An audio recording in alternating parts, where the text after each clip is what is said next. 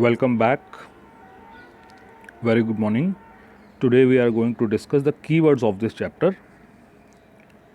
So the first one is clouds.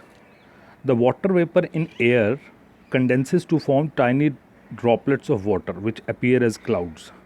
Air में जो water vapour होते हैं वो अर्थ से हम जैसे जैसे ऊपर की तरफ जाते जाएंगे वो कूल होते जाते हैं और कूल होने के बाद वो कंडेंस हो जाते हैं छोटी छोटी वाटर ड्रॉपलेट्स के रूप में, और वही जो छोटी छोटी वाटर की ड्रॉपलेट्स होती हैं वही हमको क्लाउड्स की तरह अपीयर होने लगते हैं। नेक्स्ट जो है वो है कंडेंसेशन। कंडेंसेशन बच्चों एक ऐसी प्रोसेस है जिसमें कोई सब्सटेंस यानी जैसे कि वाटर वेपर से लिक्विड फॉर्म में कन्वर्ट होता है। ओके, वेपर से लिक्विड फॉर्म में कन्वर्ट होता है, उस प्रोसेस को हम कंडेंसेशन कहते हैं। नेक्स्ट है ड्रॉट्स। ड्रॉट बच्चों ऐसी कंडीशन होती है जब बहुत ज़्यादा लंबे समय तक 1 या 2 या 3 साल तक किसी एक रीजन में बारिश ना हो, और जहाँ पहले बारिश होती थी तो उस इलाके में सूखा पड़ जाता है। ठीक है, इवन जो सॉइल होती है मिट्टी से भी बहुत ज़्यादा, मिट्टी में जो भी वाटर होता है वो भी इवेपोरेट हो जाता है। उसके आसपास जितने भी लेक्स पॉन्ड्स होते हैं नेचुरल, उनसे भी जो वाटर है वो पूरी तरह इवेपोरेट होकर वो भी सूख जाते हैं। तो ऐसे कंडीशन को हम ड्रॉट कहते हैं। ठीक है, आप देख सकते हैं यहाँ पर जो सॉइल है वो पूरी तरह उसमें वाटर इवेपोरेट हो चुका है और उसमें क्रैक्स भी पड़ चुके हैं। तो इस तरह की कंडीशन को हम ड्रॉट कहते हैं। नेक्स्ट है इवेपोरेशन। तो बच्चों इवेपोरेशन कंडेंसेशन के ठीक ऑपोजिट प्रोसेस है। ठीक है, इवेपोरेशन में क्या होता है, लिक्विड हीट अप होकर गर्म होकर वेपर में चेंज हो जाता है, उसी प्रोसेस को हम इवेपोरेशन कहते हैं। नेक्स्ट है फ्लड। बच्चों फ्लड क्या होता है, it is a condition when the ground becomes submerged under water due to heavy rain or overflowing of rivers। ठीक है, नदियों के ओवरफ्लो होने से या बहुत ज़्यादा बारिशें होने से जो ग्राउंड होता है वो लगभग, जो ग्राउंड होते हैं ना हमारे मैदानी इलाके, वो लगभग वाटर में सबमर्ज्ड हो जाते हैं, पानी में पूरे डूब जाते हैं। ऐसी कंडीशन को हम फ्लड कहते हैं। नेक्स्ट है ग्राउंड वाटर। ग्राउंड वाटर क्या होता है बच्चों, जब भी हमने वाटर साइकिल पढ़ी है तो जब रेन होती है, रेन जब हमारे ग्राउंड पर आती है तो कुछ पानी जो है वो बहकर नदियों में चला जाता है। ठीक है, कुछ लेक्स पॉन्ड्स में चला जाता है, और कुछ वाटर जो है वो मिट्टी के अंदर एब्जॉर्ब कर लिया जाता है। ठीक है, कुछ वाटर जो है वो मिट्टी के अंदर एब्जॉर्ब हो जाता है और धीरे धीरे अंडरग्राउंड यानी ग्राउंड के नीचे वो कलेक्ट होना शुरू हो जाता है। ठीक है, इसी को हम ग्राउंड वाटर कहते हैं। हेल। हेल क्या है, ये वाटर की ही एक फॉर्म है बच्चों। ठीक है, it is formed when drops of water freeze together in the cold upper regions of thunderstorm clouds. ठीक है, जो बादल होते हैं, बादलों में जब बादल बहुत ऊंचाई पर हो जाते हैं ना, तो ऐसे ही जगहों पर बहुत ज़्यादा फ्रीजिंग टेम्परेचर होता है। उस समय पर जो वाटर की ड्रॉपलेट्स हैं वो आपस में इकट्ठा होकर फ्रीज हो जाती हैं और वो हमारी धरती के ऊपर ओलों के रूप में गिरना शुरू हो जाती हैं। इसी को हम हेल कहते हैं। These are the drops of water which get freeze together. आपस में मिलकर वो फ्रीज हो जाती हैं बहुत ज़्यादा बहुत ज़्यादा लो टेम्परेचर होने के कारण। टेम्परेचर बहुत लो हो जाता है, बहुत कम हो जाता है। ठीक है ना।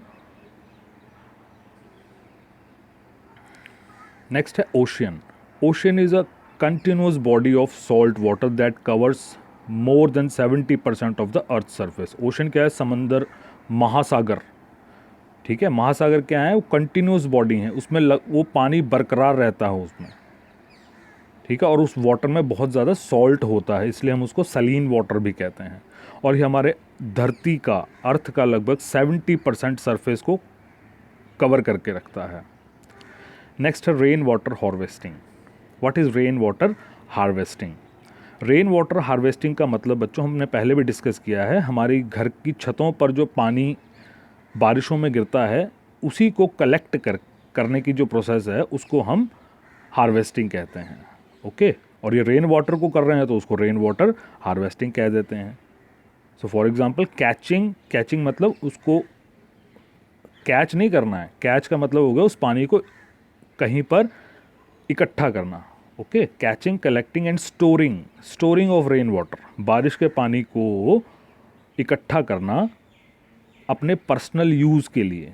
ओके, वो पर्सनल यूज़ हम पीने के लिए तो उसका यूज़ नहीं करेंगे, लेकिन बाकी दूसरी चीज़ों के लिए हम कर सकते हैं। फॉर एग्ज़ाम्पल अपने किचन गार्डन को पानी देना, है ना, इन सब चीज़ों में पानी देने के लिए हम इस रेन वाटर को कलेक्ट करके यूज़ कर सकते हैं। इसी को हम रेन वाटर हार्वेस्टिंग का नाम देते हैं। Next is snow. Snow is also another form of water. इससे पहले हमने हेल के बारे में डिस्कस किया, that is another form of water. उसी तरह स्नो भी वाटर की एक फॉर्म है।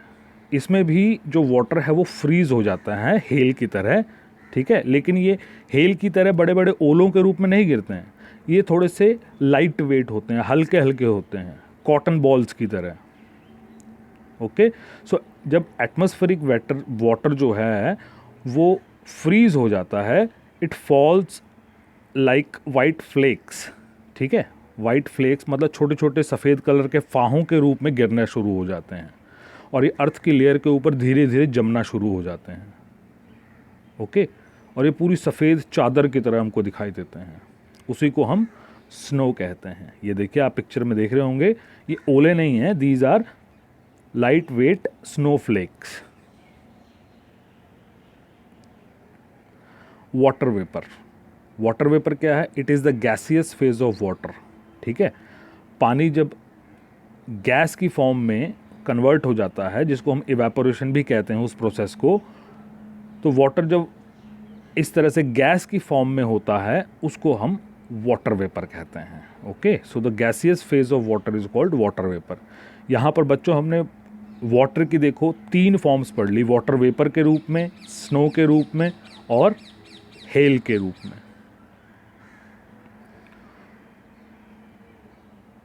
And the next is water cycle. Water cycle हम सब ने डिस्कस की है, किस तरह से वाटर अर्थ से इवेपोरेट होकर ऊपर एटमॉस्फेयर में जाता है और वहाँ कूल डाउन होकर कंडेंस होता है, और कंडेंस होने के बाद प्रेसिपिटेशन यानी रेन के रूप में हमारे अर्थ पर दोबारा गिर जाता है। ये जो साइकिल पूरी चलती रहती है, इसी को हम वाटर साइकिल कहते हैं। It also shows the continuous movement of water within the earth and atmosphere. Earth और एटमॉस्फेयर के बीच में ये पानी का एक कंटिन्यूस साइकिल होता है, इसी को हम वाटर साइकिल कहते हैं। So this was the last one. Thank you very much.